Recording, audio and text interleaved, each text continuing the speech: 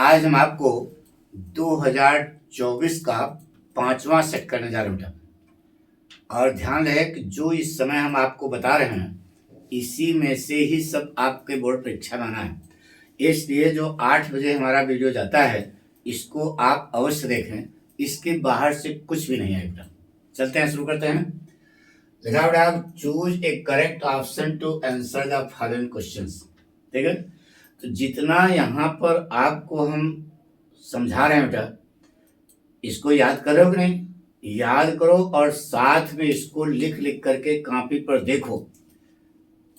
अब पता लगा उस आंसर लिखते समय आपने ग्रामर की स्पेलिंग गलत लिख दी तो एग्जामिनर का मूड वहीं खराब हो जाएगा।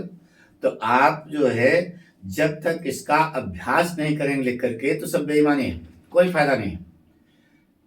किताब में तो सब लिखा है, तो यहाँ पर आप इसको जो पढ़ रहे हो तो समझो और समझ करके जवाब इसको लिख लिख करके कॉपी पर देखो, यह हमारी सलाह है। ठीक है, देखिए बेटा क्वेश्चन क्या है।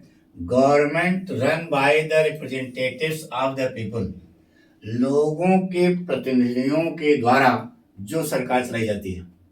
तो प्रतिनिधि तो भारत में हम लोग प्रजातंत्र हैं, प्रतिनिधि चुनते हैं, उसी की बात है बेटा। यानी कि डेमोक्रेसी, इसमें कौन सा कहीं डेमोक्रेसी देखो लिखा है क्या?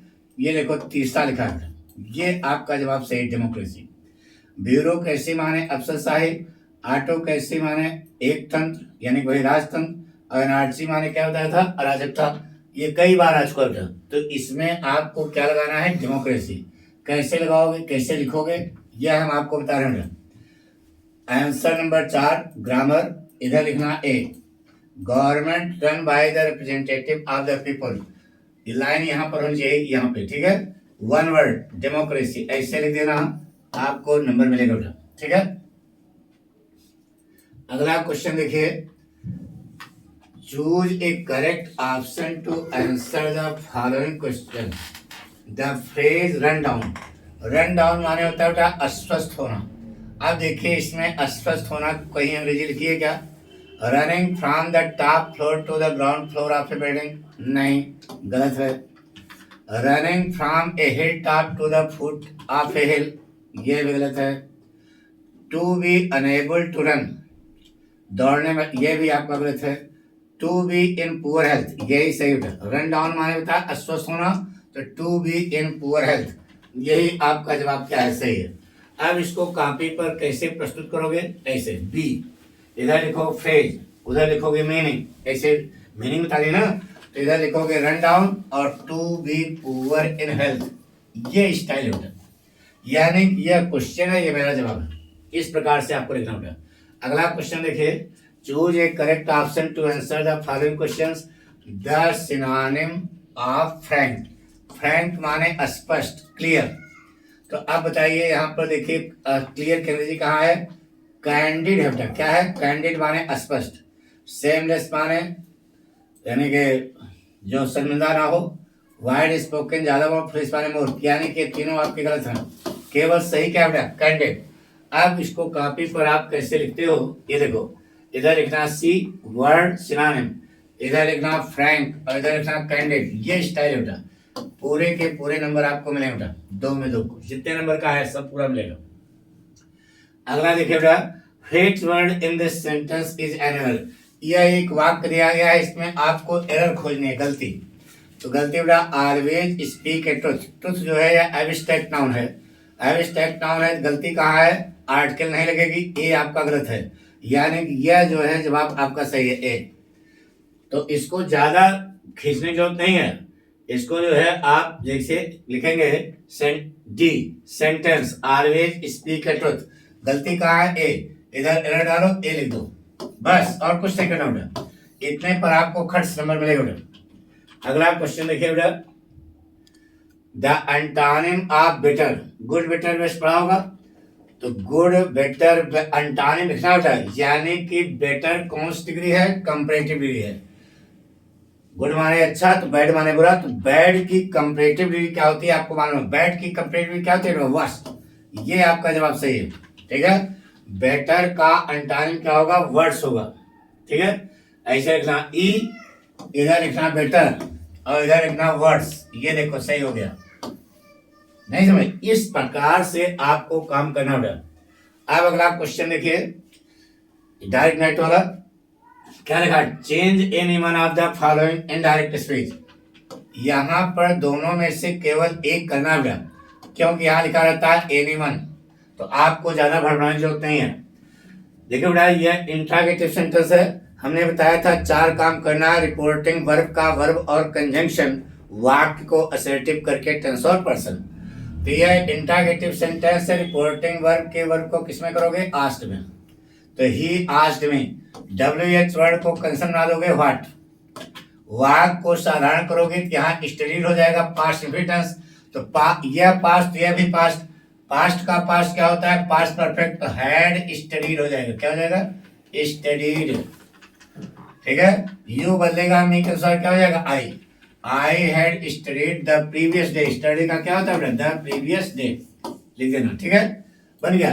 ही asked me what I had studied the previous day, ये बन गया बेटा। अब अगला देखो ना, she said to her comment comma we can not be quite happy here at this place. साधारण वाक्य है। पहला काम सेड टू को किसमें मतलब बेटा, टोल्ड में। साधारण वाक्य क्या लगाते हो, टोल्ड, टोल्ड लगाएगा। नंबर 2, यहाँ पर कंजंक्शन क्या लगाओगे, दैट। यह पास्ट, यह भी पास्ट। कैन का पास्ट क्या हो जाएगा, कुड ना बेटा। अब वी बदलेगा सी के अनुसार, तो वी तो बहुवचन है, तो सी का बहुवचन वहां जाएगा, क्या हो जाएगा, they. If they could not be quite happy, here का क्या हो जाएगा, देयर ना बेटा। एट दिस प्लेस, दिस का क्या हो जाएगा, दैट। पूरा बन गया, क्या बना बेटा, she told her that they could not be quite happy there at that place। अब इसको देखो, कॉपी पर ये साफ साफ लिख करके हमने समझाया है। नरेशन, आंसर नंबर 5, बड़ा ब्रैकेट ग्रामर, फिर हेडिंग डालोगे नरेशन। डायरेक्ट ऐसे हेडिंग पड़ेगी, इनडायरेक्ट, यानी कि यह प्रश्न है, यह मेरा जवाब है। देखो बेटा कैसे ना, इंट्रागेटिव सेट टू को किसने लगा, आस्क्ड में। कंजंक्शन क्या लगाया, WH वर्ड। इंटरवल में समोसा खाया, वाक्य को साधारण बना करके टेंस बदल दिया। ना बेटा, एक काम हो गया, 2 काम हो गया, 3 काम हो गया। यू बदलेगा मी के अनुसार, क्या हो जाएगा, आई। ये 4 काम हो गए। अब स्टडी का तो मालूम है आपको, प्रीवियस डे कर देना, बन गया। तो he asked me what I had studied the previous day. अब direct, she said to her we cannot be quite happy here at this place। तो she told her that, यह पास्ट, यह भी पास्ट, 3 काम हो गया। we बदलेगा सी के अनुसार, क्या हो जाएगा, दे।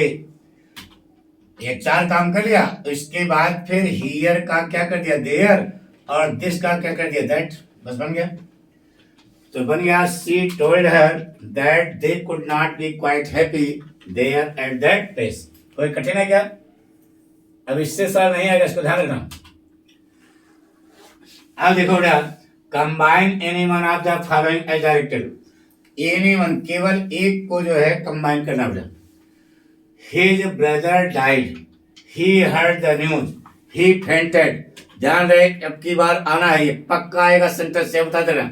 यह आपकी बोर्ड परीक्षा के पेपर में छपा हुआ है। अरे ब्रदर की जगह वहां वाइफ लिख देगा, बस इतना अंतर होगा, बस। ठीक है, आएगा जरूर, पक्का है। अब यह नाउन अथवा जेंट के पहले प्रेपोजिशन बनेगा, क्या बनेगा, on hearing the news of his brother's death, of his brother's, brother में apostrophe s, brother's death. Now, he fainted, he fainted, बन गया। देखो, इसी ढंग से आपको कॉपी पर लिखना पड़ा। On hearing the news of his brother's death, he fainted। अब she is rich, she is not happy, complex बनाना है आपको। she is rich, वह पैसे वाली, वह खुश नहीं है, यानी विरोध हो रहा है। तो आल 2 लगा दो या 2 लगा दो, आल 2 या बस आल 2 यहीं लगा दो, और यहाँ कामा लगा देना, यहाँ कामा लगा देना। पढ़ो, बन गया। क्या बना बेटा, although she is rich, she is not happy. यद्यपि वह धनवान है, वह खुश नहीं है। अब देखो इसको कॉपी कैसे लिखा बेटा। अब आंसर नंबर बार बार नहीं लिखना, केवल यहाँ बी लिखना और हेडिंग डालना कॉम्बिनेशन। लड़के लिखते हैं कंबाइन ऑप्शन, अरे यार एग्जामिनर्स करे उसको जोड़ो।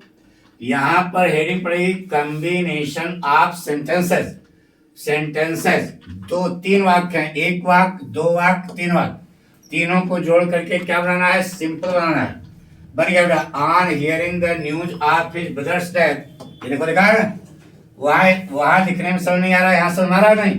On hearing the news of his brother's death he fainted. Examiner खट से ऐसे मारेगा और आपको पूरा नंबर देगा बेटा। दोनों में से केवल एक करना बेटा, चाहे आप ये करें चाहे ये करें। अब बहुत सरल है। Sentences she is rich, she is not happy लिखा, कॉम्प्लेक्स ना है। Although she is rich, she is not happy, ये पैटर्न है बेटा। ये दोनों में से केवल एक करना बेटा, बार बार कर रहे हैं। अगला क्वेश्चन देखिए बेटा, transfer any one of the following, दोनों में से केवल एक करना है। ठीक है, आपको बताया ना कि ध्यान रहे ट्रांसफॉर्मेशन में एक पैसिव वॉइस तो पक्का पूछे जाएगा, तो वही पैसिव वॉइस पक्का कर लो। Your failure has shocked her, तो क्या बनेगा, she has been shocked at your failure. Shock के बाद क्या था बेटा, शॉक के बाद एट पे पोजिशन इस्तेमाल होता है पैसिव वॉइस वाक्य में, तो क्या बनेगा बेटा, सी हैज बीन, ऐसे बनाएगा, she has been shocked at your failure, बस बन गया। सी हैज बीन शॉक्ड, अरे प्रेजेंट परफेक्ट है, 1 2 का 4 4 2 का 1, माय नेम इज लगाया और एक कदम आगे साइड क्या लगा दिया, हैज में लगा दिया, और यहाँ पर बाइक से क्या लगा दिया, एट, बन गया। Their glory can never fade, interrogative sentence बनाना। इसको आप दो ढंग से बना सकते हो। पहली बात तो सहायक क्रिया बाहर कर दो, क्या हो जाएगा, कैन देयर ग्लोरी, नेवर का क्या हो जाएगा, एवर फेड। एक तो क्वेश्चन मार्क जरूर लगाना क्यों पूछा है, इंट्रोगेटिव। ठीक है, और दूसरे ढंग से नेवर काट देना, वाक्य के शुरू में क्या लगा देना, व्हेन, और वाक्य जो बचा है उसको इंट्रोगेटिव कर दो, क्या बनेगा, व्हेन कैन देयर ग्लोरी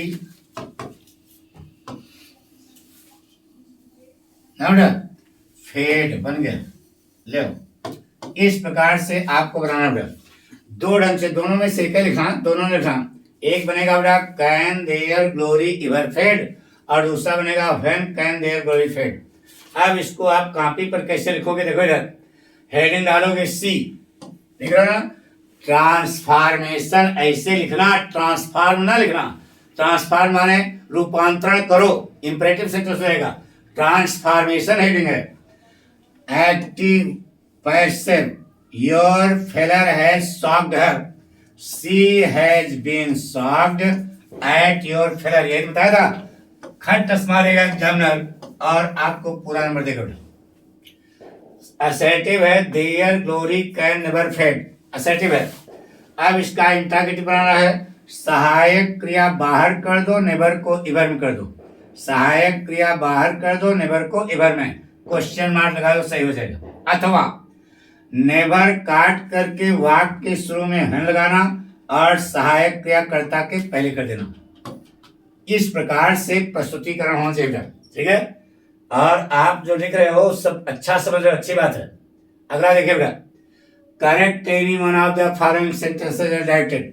तो एनी वन आपको करना है, बार बार कर रहे हैं, दोनों में से केवल एक करना बेटा। आई एम टायर्ड, बताया था बेटा, made of, tired of, fond of, sure of, cure of, aware of, died of, इन सब के बाद इनका प्रयोग नहीं होता बेटा, किसका प्रयोग होता, ऑफ का। यही गलती थी, यहाँ पर आपको ऑफ करना है। और ही सीनियर देन यू, आपको ये सिखाया था बेटा, देखो कई बार बता चुके, टू लगेगा यहाँ पे। Senior, junior, superior, inferior, prior, prefer, preferable और एल्डर, इनके बाद देन का प्रयोग वर्जित है, टू लगेगा। आपको इतना पढ़ा चुके तो रट गया होगा यार। और इसी प्रकार के वाक्य आपके बोर्ड परीक्षा में आएंगे, कोई कठिन है क्या। अब इसको आप कॉपी पे कैसे लिखोगे, देखो इधर, करेक्शन, लड़के लिख के आते हैं करेक्ट, नहीं बेटा, ऐसे हेडिंग डी ऐसे लिखना और हेडिंग डालना correction, incorrect, I am tired in doing this. तो बता दो इन की जगह क्या हो गया, ऑफ हो गया, बस सही हो गया। सही हो गया तो लो नंबर लो, चौकस नंबर लो। और he is senior than you, then की जगह क्या हो गया, 2 हो गया, लो सही है, पूरा पूरा नंबर मिल गया।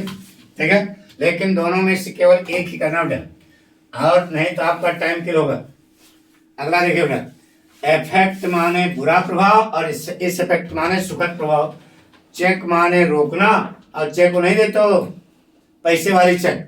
अब इनको जो है आपको यूज करना बेटा। आइए ऐसे लिखेंगे ई, और इधर है कंफ्यूजिंग वर्ड, इधर वर्ड्स लिखना, इधर इधर यूज लिखना।